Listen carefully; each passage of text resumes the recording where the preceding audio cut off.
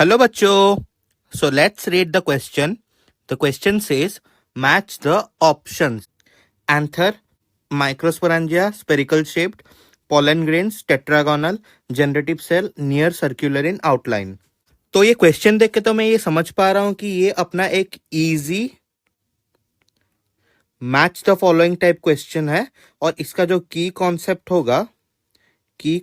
जो होगा वो है structures related to microsporogenesis. Structure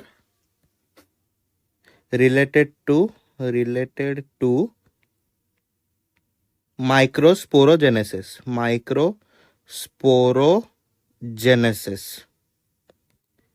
Microsporogenesis क्या है? Microsporogenesis is nothing but the process of formation of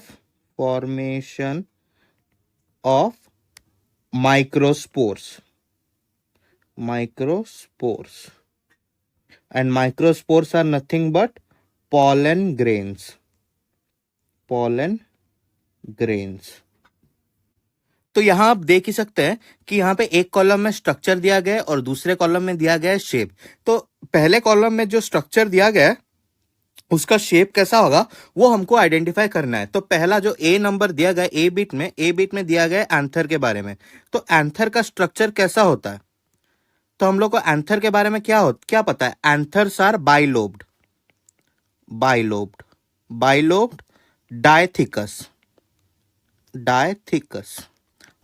और क्या पता है? Anthers are tetrasporangiate.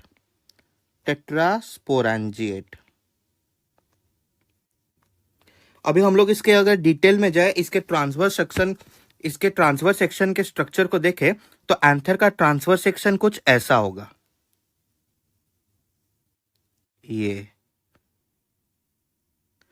ये रहा एंथर का ट्रांसवर्स सेक्शन। इसमें अभी हम लोग आइडेंटिफाई करेंगे बाइलोब्ड कैसा है, डायथिकस कैसा है, टेट्रास्पोरेंजिएट कैसा है। अब देखिए, ये है एंथर के दो लोब, पहला लोब और ये है दूसरा lobe. Each lobe has two theca. Theca का मतलब है ये कर्व्ड स्पेस। अभी आपको जो हाईलाइटेड बॉर्डर दिख रहा है वो है थीका, ये है उसका कर्व्ड स्पेस जो मैं अभी बोल्ड करके दिखा रहा हूं, ये है थीका। ठीक है ना? तो ईच लोब में कितना थीका हो गया? 2 थीका। और ईच लोब में कितना तो स्पोरेंजिएट होगा? 4 स्पोरेंजिएट। ये 1, ये 2, ये 3, ये टोटल 4 स्पोरेंजिएट। तो स्पोरेंजिएट में एक्चुअली क्या रहता है? स्पोरेंजिएट में एक्चुअली रहता है it has sporogenous tissue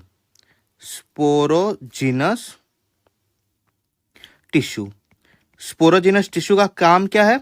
sporogenous tissue will form pollen grain।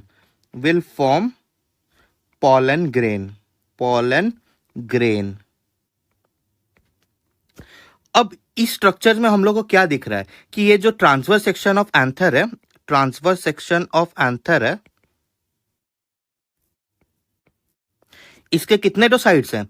इसके टोटल हो गए हैं 4 साइड्स। ये पहला साइड, ये दूसरा साइड, ये तीसरा साइड, ये चौथा साइड। तो इसका मतलब एंथर अपना क्या होगा?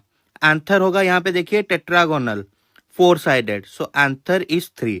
अब ऑप्शन में देख लेते हैं ए का 3 कहां पे दिया गया है। तो यहाँ पे मतलब ये ऑप्शंस ऐसा अरेंज है कि अगर हम लोग किसी एक का मतलब आंसर मिल गया ना, तो हम लोग इस पूरे क्वेश्चन का फाइनल आंसर मिल जाएगा। तो ए का हम लोग को पता चल रहा है कि ए का 3 है और ए का 3 बस ऑप्शन नंबर 2 में है। तो यही है, ऑप्शन नंबर 2 ही है हम लोग का फाइनल आंसर। हम लोग अभी से जान चुके हैं बिना BCD को देखे, लेकिन हम लोग एक कॉन्सेप्ट के लिए हम लोग BCD को भी देख लेंगे। अब बी पॉइंट क्या बोल रहा है? माइक्रोस्पोरेंजिया। तो माइक्रोस्पोरेंजिया के स्ट्रक्चर के बारे में हम लोग क्या जानते हैं? माइक्रोस्पोरेंजिया सर्क्युलर होते हैं। Microsporangia are circular. ठीक है? तो माइक्रोस्पोरेंजिया एक्चुअली क्या होते हैं? Microsporangia are the structures which has lot of microspores. Structures that has or that contains microspores. Microspores के बारे में तो हम लोग जान चुके हैं। Microspores are nothing but pollen grains। pollen grains। देख लेते हैं कौन सा मैच कर रहा है। तो माइक्रोस्पोरेंजिया क्या हो गया, near circular in outline. B का 4 देखिए मैच कर रहा है। अब तीसरा ऑप्शन पे आते हैं, तीसरा ए पे आते हैं, पोलन ग्रेन्स। तो पोलन ग्रेन्स के स्ट्रक्चर के बारे में हम लोग को क्या पता है, पोलन ग्रेन्स स्पेरिकली शेप्ड होते हैं। Pollen grains are spherically shaped. Pollen grain का स्ट्रक्चर कैसा होता था, सर्कुलर स्पेरिकल शेप होता था और उसके 2 लेयर होते थे। अंदर के लेयर को हम लोग क्या बोलते थे, इंटाइन, और आउटर लेयर क्या होता था, एक्साइन। और एक्साइन क्यों फेमस है, because of presence of sporopollenin. और इसी स्पोरोपोलेनिन के वजह से pollen grains, because of it pollen grain can act as fossil. Pollen grain acts as fossils।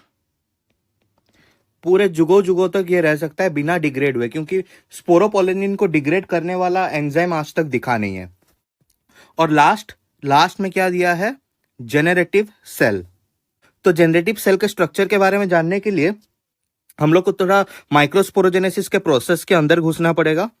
तो माइक्रोस्पोरोजेनेसिस क्या होता है, microsporogenesis is nothing but the process of formation of pollen grains. हम लोग यहाँ पे डिस्कस कर चुके हैं process of formation of pollen grains.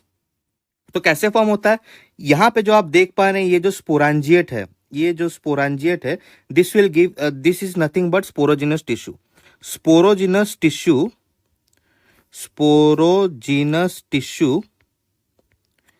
will give rise to microspore mother cell।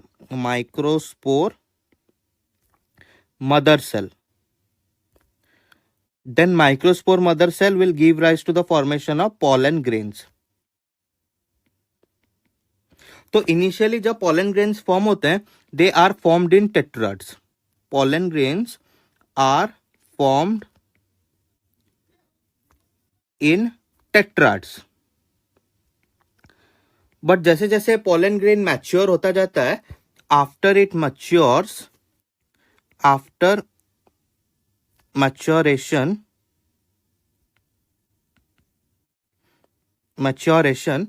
Pollen grain के स्ट्रक्चर में 2 सेल आ जाते हैं। ठीक है ना। एक होता है बड़ा वाला वेजिटेटिव सेल,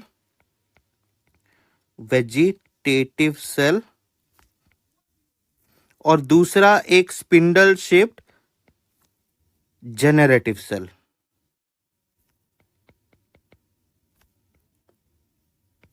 वेजिटेटिव सेल होता है बिगर वन, और जेनरेटिव सेल होता है स्मॉलर वन। तो जेनरेटिव सेल का काम क्या होता है एक्चुअली, जब ये पोलन ग्रेन अब मतलब स्टिग्मा के ऊपर गिर के जा चुका होगा, मतलब पोलन ट्यूब में, और पूरा लगभग पहुंचने के ऊपर होगा अपने एग तक, तब ये generative cell will divide to give 2 male gamete.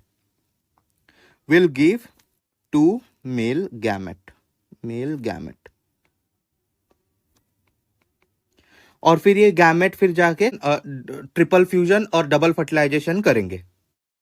तो यहां पे हम लोग को क्या पता चला, तो ये जो जेनरेटिव सेल है, ये कौन सा शेप्ड है, generative cell is spindle shaped.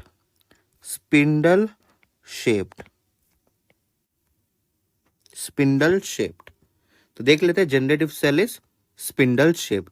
तो डी का क्या हो गया, 1। हम लोग को तो फाइनल आंसर पहले से ही पता था। So our final answer is option number 2, A3, B4, C2, D1। Hope you understood it well. Best of luck.